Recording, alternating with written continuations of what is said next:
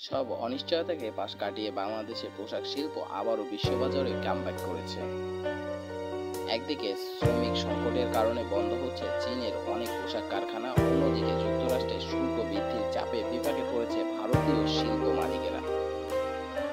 এই পরিস্থিতিতে বাংলাদেশের পোশাক শিল্প আবারও সৃষ্টি করেছে অপার সম্ভাবনা।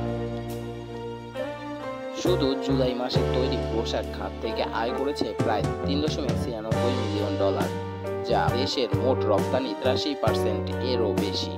গত 2 মাস আগের তুলনায় ক্রেতা দেশগুলো বেড়েছে প্রায় 32%। বাংলাদেশের সবচেয়ে বড় বাজার যুক্তরাষ্ট্র।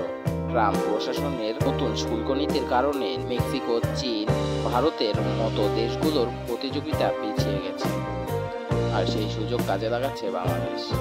শুধু 6 মাসেই চীনের রপ্তানি কমেছে প্রায় $1.1 বিলিয়ন, কিন্তু বাংলাদেশের রপ্তানি বেড়েছে $850 মিলিয়ন।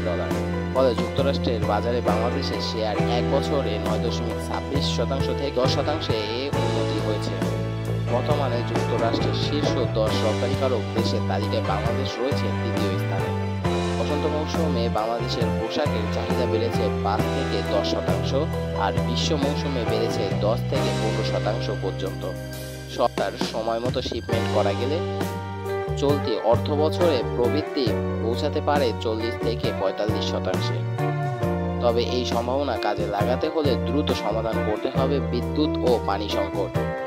বন্দরগুলোকে আরও সক্ষম করে তুলতে হবে আর উৎপাদনশীলতা বাড়াতে হবে। সবকিছু ঠিকভাবে ম্যানেজ করতে পারলে বাংলাদেশের পোশাক শিল্প শীঘ্রই পৌঁছে যাবে এক নতুন উচ্চমাত্রায়।